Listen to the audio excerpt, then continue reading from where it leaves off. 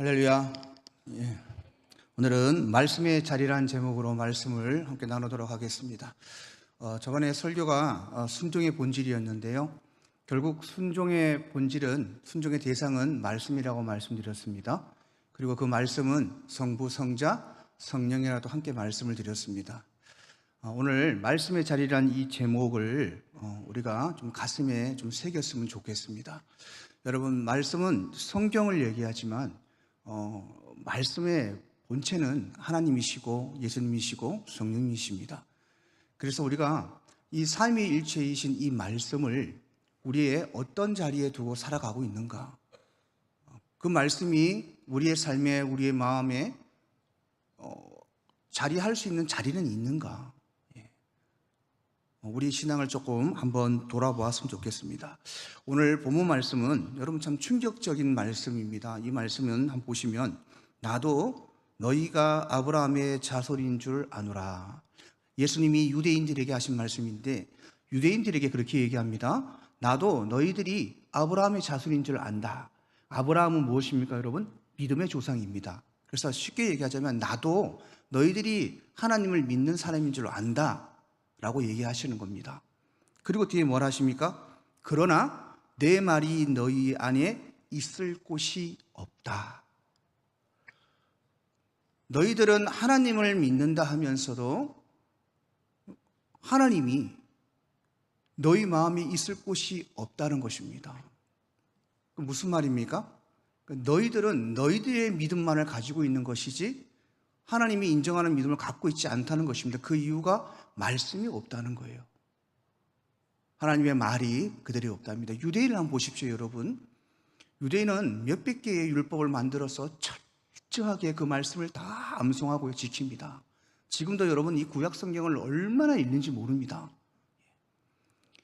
말씀이 그들의 삶임에도 불구하고 예수님이 말씀하시죠. 내 말이 너희 안에 없다는 것이죠. 너희 안에 있을 자리가 없다는 겁니다.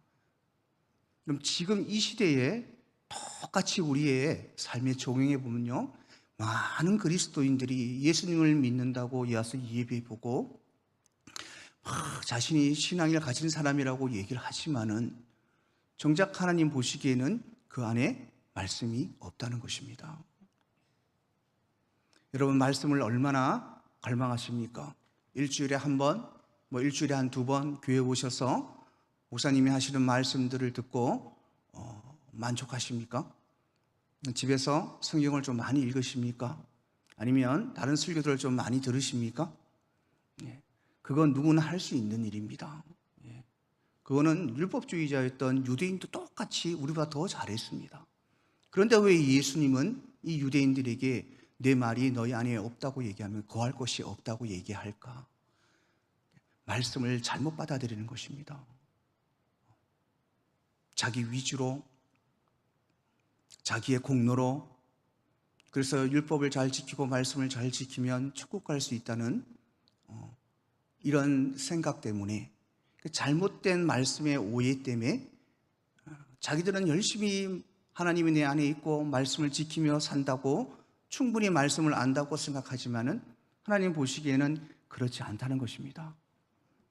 사랑하는 성도 여러분, 요즘 이 시대에 말씀이 얼마나 많습니까? 저도 집에 있으면 유튜브로 말씀도 많이 듣고요, 또 생전에 보지 못했던 이런 말씀들 릴스에 짤로 이렇게 올라오는 목사님들의 말씀을 많이 듣습니다. 그런데 분명한 것은 여러분, 그 홍수 같은 말씀에 여러분 분별력이 없으면 유대인처럼 될 수 있습니다. 제가 봐도요, 허무맹랑한 소리들이 너무 많습니다.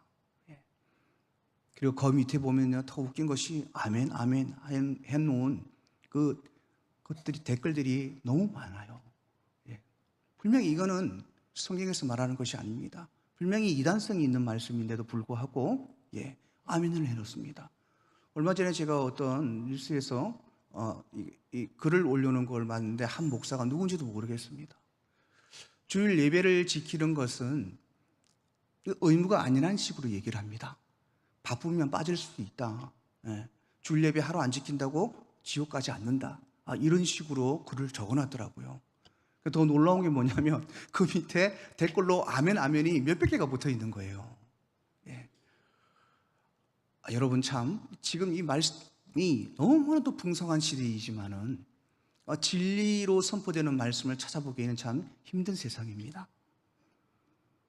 성행하고 이 말씀이 정말 풍부하고 넘쳐나는데 그 안에 정작 여러분 생명이 없습니다. 그 말씀을 내 안에 간직해야 할 우리 또한 오늘 본문 말씀처럼 그 말씀이 우리 안에 자리 잡을 자리가 없이 세상 것들로 우리의 삶이 가득 차 있다는 것입니다. 사랑하는 성도 여러분, 만일 유대인들이 구주의 말씀을 자기 마음속에 받아들이지 않는다면 그들이 아무리 선택받은 자다 할지라도, 아무리 내가 하나님을 믿고 예수님을 믿는 자라고 자기가 고백할지라도 그것은 다 헛된 것입니다. 말씀을 받아들이지 않고 말씀이 그 안에 없었던 유대인들은 어떻습니까? 오늘 본문 말씀 마지막에 보십시오. 내 말이 너희 안에 있을 곳이 없으므로 뭐라 합니까? 나를 죽이려 한도다 합니다. 내가 그렇게 너희들이 기다리는 메시아인데, 하나님인데 말씀이 그들이 없으니, 안에 진리가 없으니, 깨닫지를 못하니 예수님을 죽이려 하는 거예요. 오히려 질투의 대상, 자기들의 자리를 넘보는 사람, 이런 식으로 생각하면서 또 자기들의 어떤 율법주의 이런 것들을 훼손시킨다고 생각을 하는 거예요. 그래서 예수님을 죽이려고 획책하는 그런 사람들이 되었다는 것입니다. 여러분, 우리도 마찬가지입니다. 하나님의 말씀을, 그 진리를 제대로 우리 마음속에 담지 않고 우리의 삶에 담지 않고 우리의 삶의 우선순위로 두지 않고 살아가는 것은 여러분 예수님을 죽이는 것에 동참하는 것과 동일합니다. 그 이유에 대해서는 뒤에 나옵니다. 자, 이처럼 여러분, 우리 또한 구주의 말씀이 우리 개개인의 마음속에 자리 잡고 있지 아니하면 우리가 선택받은 자라 할지라도 그것이 헛된 것이고 결국은 예수님을 죽이는 일에 동참하는 사람이 될 것입니다. 오늘 본문 말씀을 가지고 우리가 말씀을 좀 한번 나눠볼 때, 말씀이 우리 속에 차지해야 될 자리가 무엇인가? 그냥 투명스럽게 그냥 하나님의 말씀이 내 속에 자리 잡아야 된다는 이것보다 더 세밀하게 우리가 어디에 우리의 하나님의 말씀이 자리 잡아야 될 것인가에 대해서 나눠보고요. 또 말씀이 우리 속에 자리 잡아야 되는데 이 자리 잡지 못하게 방해하는 것들은 무엇인가? 또 마지막은 그리스도의 이 말씀이 우리 속에 자리 잡지 못할 때 우리에게 오는 결과가 무엇인가에 대해서 한번 말씀을 나눠보겠습니다. 자, 첫 번째로 하나님의 말씀이 어디에, 우리의 삶에 어디에 자리 잡아야 되냐면 우리의 내면에 자리 잡아야 됩니다. 여러분, 내면은 보이는 것이 아닙니다. 우리의 생각, 우리의 기억, 우리의 양심, 우리의 감정 속에 거해야 됩니다. 시편 119편 11편에 보면 이렇게 말씀합니다. 주의 말씀을 내 마음에 두었나니. 자, 내 마음에 하나님의 말씀을 둔 사람들에게 나오는 결과물이 있습니다.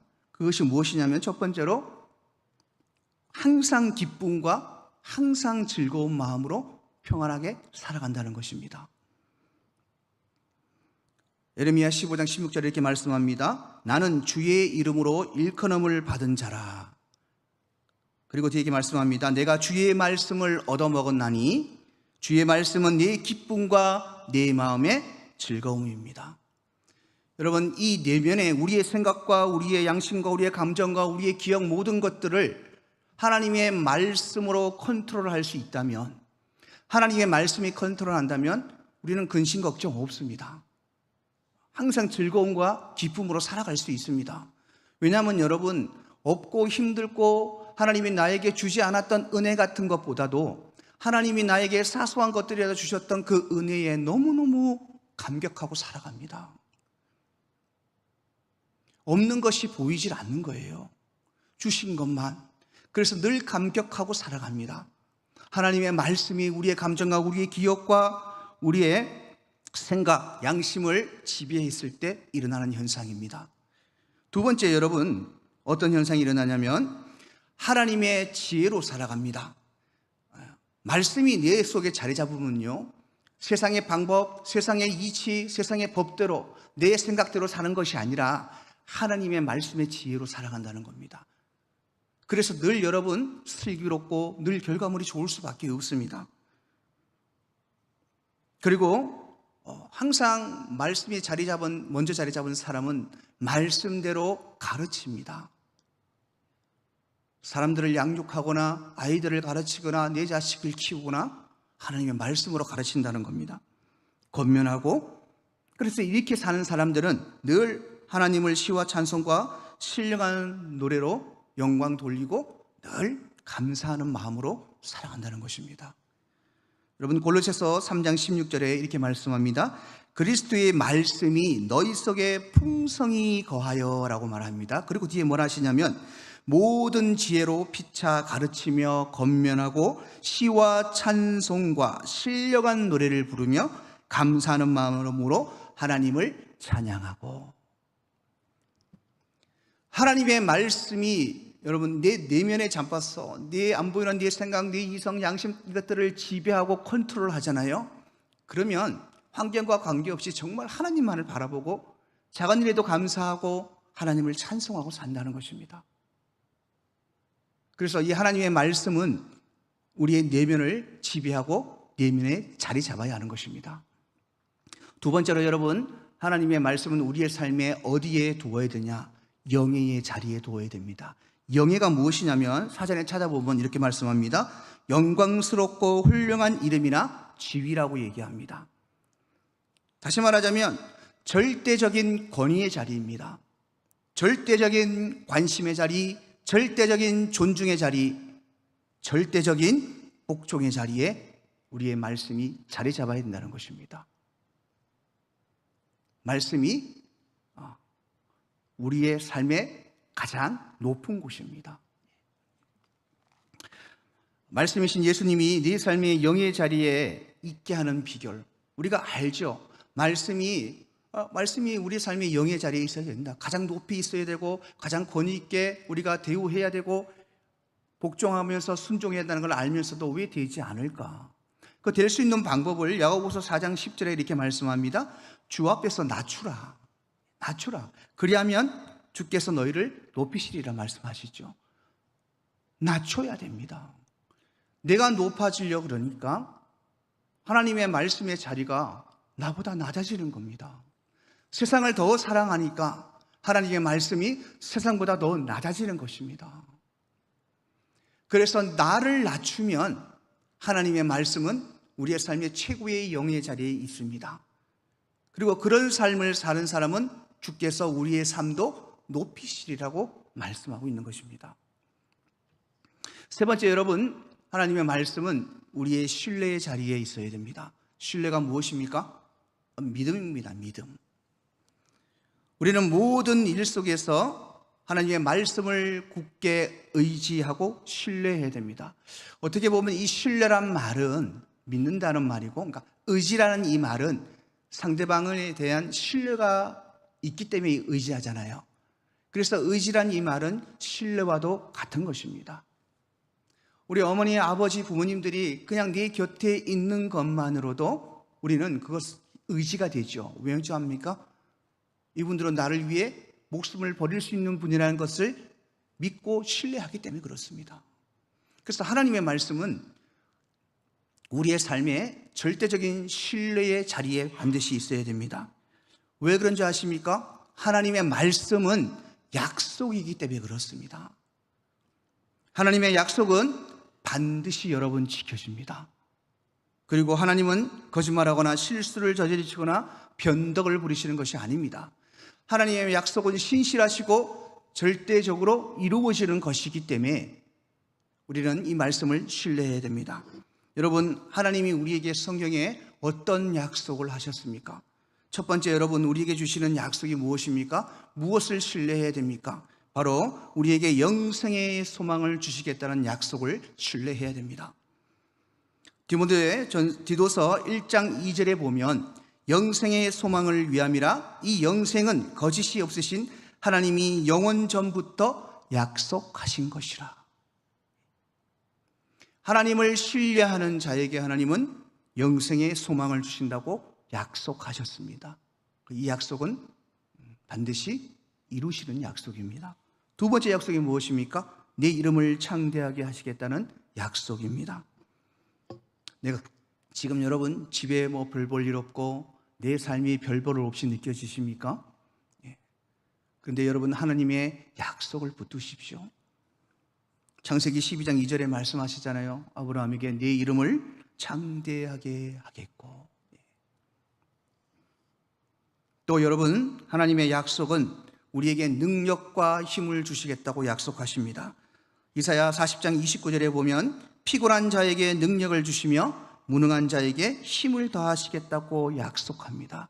여러분 능력이 부족하십니까? 어떤 능력입니까? 하나님이 우리에게 능력을 주시겠다는 약속, 어떤 능력입니까? 육적으로는 여러분 우리의 지식, 지혜, 세상을 살아가는 능력들, 재능들, 권력들, 때로는 물질, 이 능력 하나님이 주시겠다는 것입니다. 영적으로는 또 어떤 능력입니까? 이 모든 것들을 우리가 복으로 누릴 수 있는 사단을 권세를 여러분 결박하는 능력입니다. 그 능력이 무엇입니까? 바로 예수 그리스도이십니다. 이 능력을 하나님이 우리에게 주시겠다고 약속하셨습니다. 여러분 붙으시기를 주님으로 축복합니다. 또 하나님께서 우리에게 약속하신 것이 있습니다. 물질의 궁핍함에서 건지시겠다는 약속입니다. 시편 113편 7절에 보면 가난한 자를 먼저 먼지 더미에서 일으키시고 궁핍한 자를 거름 더미에서 들어 세우시겠다고 약속하십니다. 여러분 이 약속을 붙드십시오. 또 하나 하나님께서 성경에서 약속하시는 것이 있습니다. 그것이 두려움에서 평안과 안전을 주시겠다는 약속입니다. 잠언 1장 33절에 보면 오직 네 말을 듣는 자는 평안히 살며 재앙의 두려움이 없이 안전하리라 말씀합니다. 여러분 이것은 약속입니다. 약속. 다윗이 가장 힘들 때 시편 56편 4절에서 이렇게 고백하고 있습니다. 내가 하나님을 의지하고 그 말씀을 찬송할지라 내가 하나님을 의지하였는즉 두려워하지 아니하리니. 하나님을 의지했다는 것은 하나님을 신뢰했다는 것입니다. 내면적으로 아까 내면의 이 자리에 우리 하나님 말씀을 우리가 우선순위로 모시면 두려움이 없어진다고 말씀을 드렸죠. 평안이 온다고 말씀을 드렸습니다. 다윗이 그러했습니다. 어떻게 이 상황에서 죽을 고비를 몇 번씩 넘기고 광야 생활을 몇 년을 하는 이 어려운 상황에서도 어떻게 이런 고백이 나올 수 있을까? 그것은 하나님을 굳건하게 신뢰하고 의지하는 데서 나오는 것입니다. 또 하나님께서는 여러분 우리의 육신과 마음의 질병 그리고 죄에서 나음을 주시겠다는 약속을 하셨습니다. 이사야 53장 5절에 그가 채찍에 맞음으로 우리는 나음을 받았다. 여러분 질병으로 고통받고 계십니까? 마음의 아픔으로 고통받고 계십니까? 하나님을 신뢰하시기를 주님으로 축복합니다. 그리고 죄에서도 하나님께서 우리에게 자유를 주시겠다고 약속하셨습니다. 마지막 여러분 약속은 고난 속에서 우리를 건지시겠다는 약속입니다. 시편 34편 19절에 이렇게 말씀합니다. 의인은 고난이 많으나 여호와께서 그의 모든 고난에서 건지시겠다고. 의인은 여러분 고난이 많다고 얘기합니다. 의인은 무엇입니까? 하나님의 말씀대로 사는 사람, 하나님의 말씀을 최우선으로 자리에 놓고 최고의 영의 자리에 놓고 살아가는 자들은 뭐라죠? 고난이 많다고 얘기합니다. 그럴 수밖에 없죠. 그런데 그 고난에서 하나님께서 우리를 건지시겠다고 약속하셨습니다. 자, 우리가 하나님의 말씀을 신뢰해야 될 이 약속 이유가 충분하지 않습니까? 그런데 여러분, 하나님의 이 모든 약속은 그 약속, 이 말씀을 나의 내면에 두고 내 모든 것에 가장 높은 영예의 자리에 두고 하나님의 말씀을 절대적으로 신뢰하는 자에게 이루어지는 약속입니다. 다시 말하자면 여러분, 믿음이 없으면 이 약속은 이루어지지 않습니다. 믿음이 있는 자들에게만 이것이 현실화될 수 있다는 것을 여러분 기억하십시오. 마지막으로 여러분, 우리 하나님의 말씀, 이 말씀은 바로 우리의 법의 자리에 되어야 됩니다. 예수님의 말씀은 그리스도인의 법입니다. 시편 19편 9절에 이렇게 말씀합니다. 여호와를 경외하는 도는 정결하여 영원까지 이르고 여호와의 법도 진실하여 다 의롭다. 자, 여러분, 세상의 법과 하나님의 법은 거의 일치합니다. 도둑질하면 안 되고요, 살인하면 안 되고요, 하여튼 그런 것들 다 세상의 법이 있죠. 그래서 여러분, 굳이 세상의 법을 지키려고 안 하셔도 됩니다. 하나님의 이 말씀을 우선순위 두고 이 말씀대로 살아가면 법 없이도 사는, 세상에 법 없이 사는 사람이 될 수 있습니다. 여러분, 세상의 그 어떤 기준도 우리의 삶의 법이 될 수가 없습니다.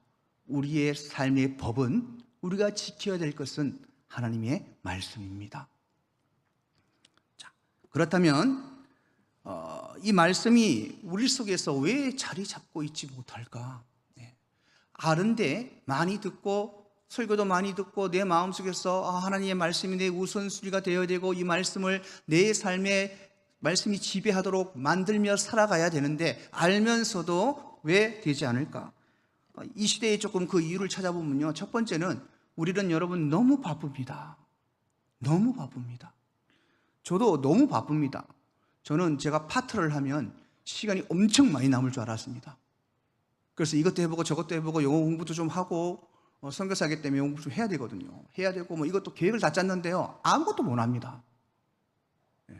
아침에 한 7시나 8시 되면 제가 일어나거든요.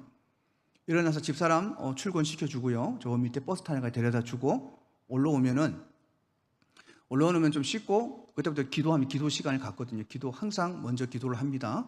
1시간에서 1시간 반 정도 기도하고요, 30분 말씀 읽으면 몇 시입니까? 9시에 시작했다 그래도 보통 11시나 이렇게 됩니다. 그러면 이제 점심을 먹어야 돼요. 왜냐하면 이제 출근을 해야 되거든요. 1시 반까지 출근을 해야 됩니다. 점심을 먹고 조금 이제 앉아서 좀 쉬다가 이제 학원 운행하러 나갑니다.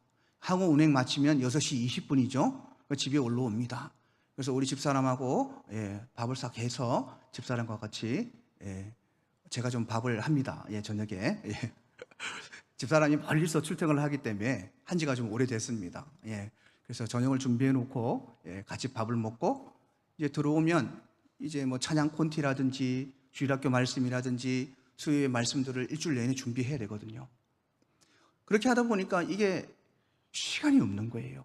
그러니까 저는 오전에 조금 시간이 있어서 요즘에 이제 말씀 보고 기도 좀 하고 하는데요, 직장 진짜 오로지 다니는 사람분들은 안 됩니다. 그게 학교 다니는 친구들도 마찬가지고 공부도 해야 되고 학원도 가야 되고 직장에 가면은 직장에 제대로 마칩니까? 그러니까 너무 바쁩니다. 알면서 너무 바빠서 여러분 이 말씀을 내 마음을 둘 자리가 있지 않다는 것입니다. 여러분의 생명의 거처 속에 예수님을 위한 방이 없습니다. 생각해 보십시오. 우리는 구원받기에는 너무 많은 것들이 우리의 삶을 이미 말씀보다 차지하고 있는 것들이 많다는 것입니다. 또 하나 여러분, 우리가 말씀이 내 삶의 우선순위를 차지 못하는 이유가 무엇이냐면 말씀이 우리의 삶에 새로운 것으로 오지 않습니다. 무슨 말입니까 여러분? 그래서 사람들은 말씀을 거부합니다. 이 말씀의 홍수의 시대에 말씀이 귀한 줄을 모른다는 거죠. 반복되는 똑같은 성경 이야기로 생각합니다. 그래서 늘 듣던 말들, 짬밥이 신앙생활에 좀 되면, 항상 그렇죠. 너 듣던 말씀, 그냥 너 그런 말, 똑같은 말이잖아요, 솔직히. 무감격해지는 겁니다. 그러니까 말씀이 내 우선순위가 되지 못하는 겁니다. 가장 큰 이유는 다른 것이 예수님보다, 말씀보다 차지하는 것들이 많습니다. 여러분, 하루를 보내면서 내 마음속에서 예수 그리스도를 몇 번이나 묵상하고 계십니까?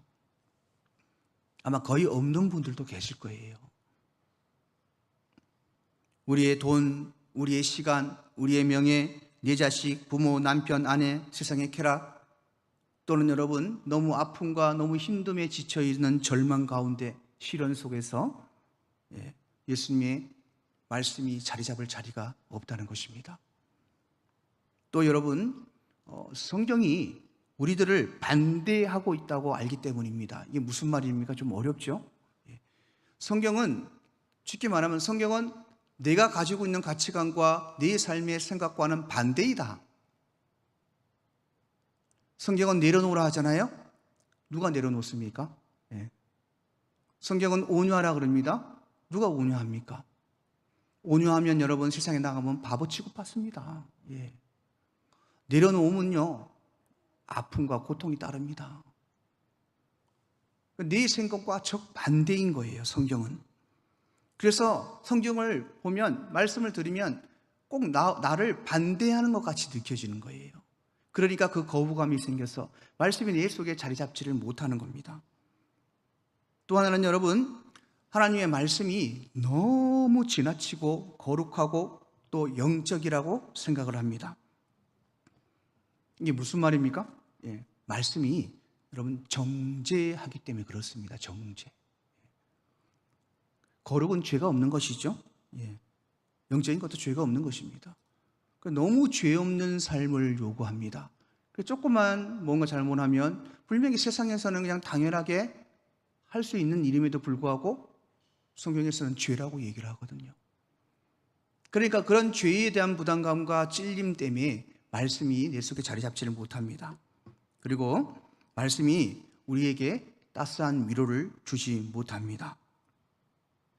우리는 그것에 아무 자리도 주지 않지요. 이것은 우리의 본성의 타락했음을 보여줍니다. 왜냐하면 성도들은 주 안에서 위로를 구해야 되는 것이 우리의 의무입니다. 의무. 그리고 위도 받아야 되는데 그게 그렇게 잘 안 되죠. 시편 119편 50절에 보면 이 말씀은 나의 고난 중의 위로라 주의 말씀이 나를 살리셨기 때문이다. 여러분, 왜 말씀이 우리에게 위로가 되지 못할까? 왜 그럴까 여러분? 이유가 뭘까? 그 이유는 여러분, 우리의 위로의 기준이 우리의 삶의 결과에 있기 때문에 그렇습니다. 내가 이렇게 기도했기 때문에 하나님이 이렇게 똑같이 해 주셔야 돼. 그러면 거기에 대해서 위로가 오는 거예요. 근데 결과물이 내가 기도한 만큼 결과물이 나오지 않는다, 내가 바라는 만큼 나오지 않는다면 나는 하나님 앞에 위로받지 못했다고 생각을 합니다. 여러분, 그러면 우리가 인생을 살아가면서 하나님 앞에 위로받는 그런 시간들이 얼마나 되겠습니까? 앞에서 말했지만 하나님의 위로는 우리의 결과에, 삶의 결과에 있지 않습니다. 예수님 그 자체가 위로이십니다. 우리가 그걸 알아야 됩니다. 말씀이 나에게 위로를 주지 못하니까 말씀이 내 마음속에 자리를 잡지 못하는 거예요. 마지막으로 여러분, 우리는 우리 스스로가 너무 여러분 현명하고 너무 현학적이라고 생각합니다. 이 현학적이란 이 말은 글이나 뭐 또 어떤 것들 학식이 높아 있는 자신의 어떤 모습을 얘기하거든요. 그래서 세상에 지식이 많은 사람들, 성경에 지식이 많은 사람들이 성경이 그 마음속에 자리 잡지 못할 뿐더러 또 여러분 세상 말씀의 지식이 풍부한 사람들은, 지식으로만 가지고 있는 사람들은 그 진리를 깨닫지 못하기 때문에요, 마음속에 참 말씀의 자리가 있지를 못한다는 것입니다. 요한복음 5장 44절에 보면 너희로 서로 영광을 취하고 유일하신 하나님께로부터 오는 영광을 구하지 아니하니 어찌 나를 믿을 수 있겠느냐라고 말씀하고 있습니다. 그리고 로마서 1장 22절에는 스스로 지혜 있다 하나 어리석게 된다라고 말씀합니다. 자, 여러분들은 오늘 조금 전에 말씀드렸던 이 내가 말씀을 거부하는 이유, 말씀이 내 삶에 자리 잡지 못하는 이유 중 어떤 것이 여러분이 있습니까? 분명히 있으실 겁니다. 저도 있었거든요. 예. 자, 그리고 마지막으로 이제 그리스도의 이 말씀이 우리의 삶에 자리 잡지 못할 때 오는 결과입니다. 오늘 본문 말씀이 말씀하고 있죠. 너희들이 나를 죽이려 하는도다. 자, 말씀이 내 삶에 자리 잡지 못하면 우리는 날마다 예수 그리스도를 십자가에 못 박는 삶을 삽니다. 말씀을 거부한 우리의 모든 행동들은 우리를 죄인으로 만듭니다. 그래서 날마다 죄를 통하여 예수님을 십자가에 못 박게 하는 것입니다. 또 여러분, 말씀이 자리 잡지 못한 사람들은 하나님 앞에 온유한 자가 아니라 하나님 앞에 여러분 강팍한 자가 됩니다. 그래서 불순종으로 일관하며 그 불순종을 통해서 날마다 예수님을 십자가에 못 박습니다. 유대인들처럼 말씀에 대한 격렬한 대적자가 될 수도 있습니다. 그리고 이 말씀은 마지막 심판날에 우리를 정죄함으로 예수님의 죽음을 헛되이 만들게 하는 것입니다. 요한복음 12장 48절에 나를 저버리고 내 말을 받지 아니하는 자를 심판할 이가 있으니 곧 내가 그 말이 마지막 날에 그를 심판하리라. 우리를 심판하실 때 지옥으로 보내시는 예수님의 그 마음을 여러분 아십니까? 아마 죽음보다 더 하실 것입니다. 사랑하는 성도 여러분, 말씀을 냈습니다. 우리 저번 주 수요 예배 때 우리 장기영 목사님 설교 중에 이런 말씀이 있었습니다. 하나님이 우리에게 여러 가지 환경을 주신다고 말씀드렸죠. 그것이 평안이든 그것이 고난이든 시련이든 환경을 주시는데, 하나님이 그 환경을 주시는 까닭이 무엇이냐면 그 환경을 변화시키는 것이 아니라 그 환경을 통해서 우리를 변화시키기 위함이라고 말씀을 드렸습니다. 하나님이 우리가 어떻게 변화시키기를 원하십니까? 하나님의 말씀이 우리의 내면의 자리에 있기를 바라십니다. 하나님의 말씀이 최고의 영의 자리에 있기를 원합니다. 하나님의 말씀을 신뢰하는 자리에 있기를 원하십니다. 하나님의 말씀이 우리의 법의 기준이 되기를 바라십니다. 이렇게 우리를 변화시키기를 소망하신다는 것입니다. 사랑하는 성도 여러분, 말씀은 하나님이시며 예수님이시며 성령님이십니다. 말씀을 나의 모든 자리에서 최우선순위에 두고 살아가시기를 주님으로 축복합니다.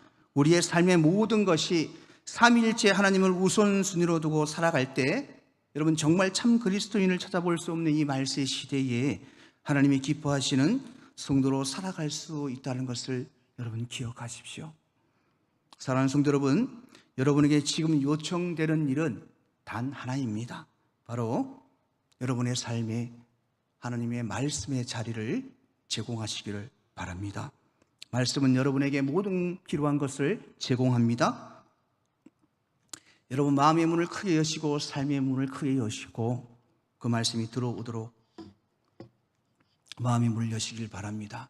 자, 말씀이 내 삶의 최우선순위가 되고 말씀이 내 삶에 자리 잡기 위해서 여러분 우리가 가장 먼저 해야 될 것, 바로 기도입니다. 여러분, 내가 하나님의 말씀의 우선순위로 살고 말씀이 내 삶에 지배하기를 원하는 기도를 드리잖아요. 그러면 여러분에게 주어진 삶은 그냥 살아가면 됩니다. 나머지는 하나님이 해주십니다. 말씀대로 살려고 노력하는 그 노력조차도 기도하는 자에게 하나님이 주시는 선물입니다. 은혜입니다. 그래서 여러분 기도하시기를 주님으로 축복합니다. 가장 먼저 하나님의 말씀이 내 삶에 자리 잡고 우선순위가 되게 해달라고, 말씀대로 살아가게 해달라고 여러분 기도할 때 그 간절함의 기도는 여러분의 삶에 현실로 나타날 것입니다. 그런 자에게 하나님이 하늘의 복, 땅의 복을 마음껏 부어주실 것입니다. 말씀이 여러분의 삶의 우선순위가 되고 여러분의 삶을 지배하는 삶을 사심으로 하나님이 주시는 축복들을 다 받아 누리시는 사랑하는 성도 여러분 되시기를 주님으로 축복합니다.